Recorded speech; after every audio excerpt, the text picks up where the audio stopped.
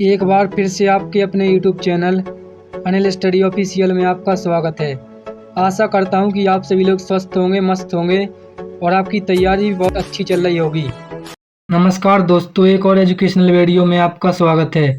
आज हम जानेंगे public examination prevention of unfair means यानी कि अमेंडमेंट एक्ट 2026 की मुख्य बातें, यानी कि जो नया एंटी चीटिंग कानून लागू किया गया है वह क्या किया गया है उनके बारे में आज हम जानेंगे।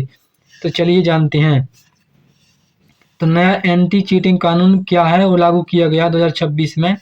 तो भारत में परीक्षा में नकल, पेपर लीक और अन्य अनुचित साधनों पर सख्ती बढ़ाने के लिए कानून में संशोधन किया गया है। यानी कि जो भी भारत में पेपर लीक हो रहा है, नकल हो रही है, उसी को देखते हुए यह कानून लागू किया गया है।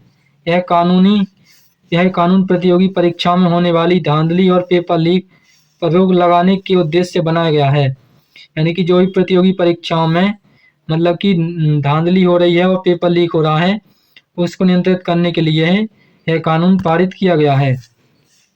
व्यक्तिगत आरोपी के लिए सजा। परीक्षा में पेपर लीक या गंभीर धोखाधड़ी करने वाले व्यक्ति को 5 से 10 वर्ष तक की जेल हो सकती है।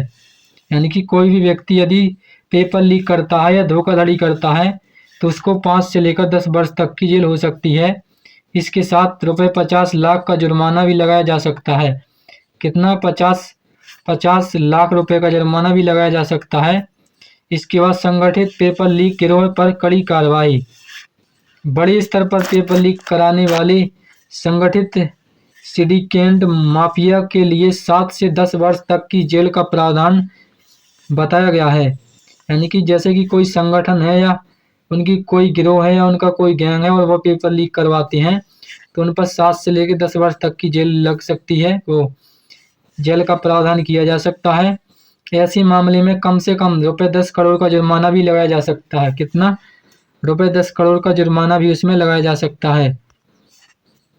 परीक्षा कराने वाली एजेंसियों पर कार्रवाई। परीक्षा सेवा देने वाली निजी एजेंसी यदि धांधली में शामिल पाई जाती हैं तो उस पर ₹5 करोड़ का जुर्माना लगाया जा सकता है।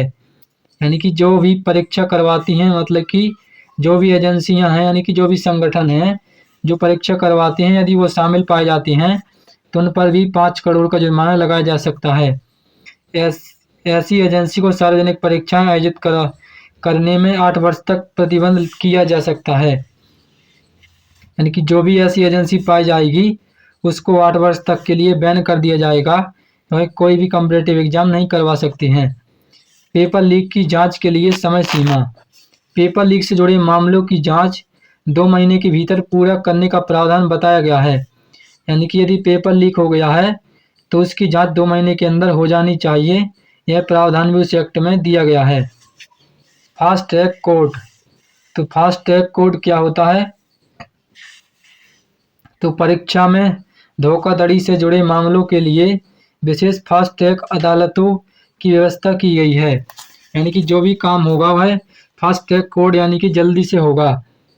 यानी कि उन अदालतों की व्यवस्था भी की गई है।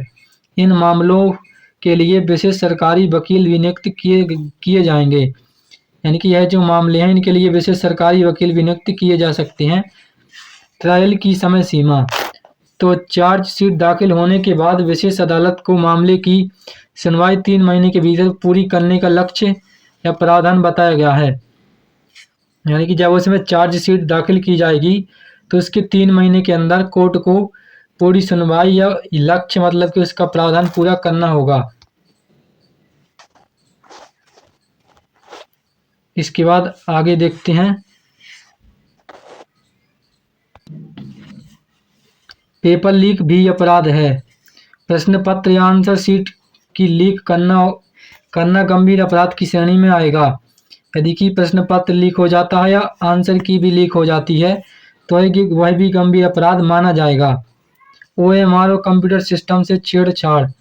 यदि OMR शीट में हेरफेर या परीक्षा के कंप्यूटर सिस्टम में छेड़छाड़ को भी अपराध माना गया है। यदि मतलब कि OMR शीट में हेरफेर की जाती है और कंप्यूटर सिस्टम में हेरफेर की जाती है, छेड़छाड़ की जाती है तो उसको भी अपराध माना जाएगा। फर्जी वेबसाइट और एडमिट कार्ड। फर्जी परीक्षा वेबसाइट बनाना या नकली एडमिट कार्ड बांटना भी कानून के तहत अपराध होगा। यानी कि कोई भी फर्जी वेबसाइट बनाता है या फर्जी एडमिट कार्ड जारी करता है तो वह भी कानूनी अपराध माना जाएगा। डिजिटल फ्रॉड पर भी सख्ती। कानून में आधुनिक तकनीक के जरिए होने वाली परीक्षा धोखाधड़ी को भी शामिल किया गया है। यानी कि जो अभी भी परीक्षा में धोखाधड़ी हो रही है उसको भी शामिल किया गया है।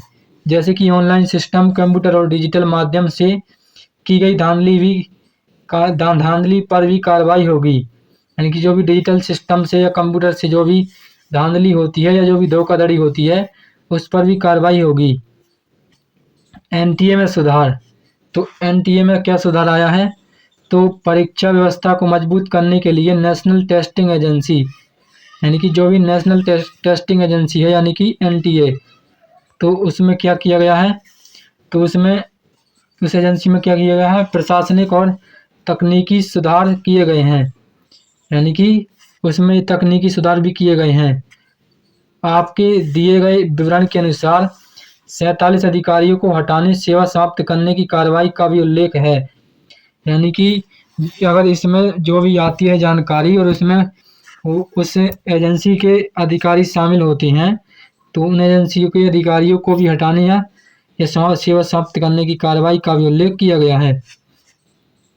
पेपर लीक रोकने के लिए टेक्नोलॉजी। तो परीक्षा सुरक्षा को मजबूत करने के लिए एक high powers technology task force का गठन किया गया है। किसका किया गया है? High powered technology task force का संगठन किया गया है। इसका उद्देश्य डिजिटल सुरक्षा, एनक्रिप्शन और पेपर लीक को स्रोत पर रोकने के उपाय विकसित करना है। यानी कि जो भी पेपर लीक हो रहे हैं या धांधली हो रही है या धोखाधड़ी हो रही है उनके बारे में मतलब उनको रोकने के लिए उपाय विकसित करना इनका काम होता है। महत्वपूर्ण।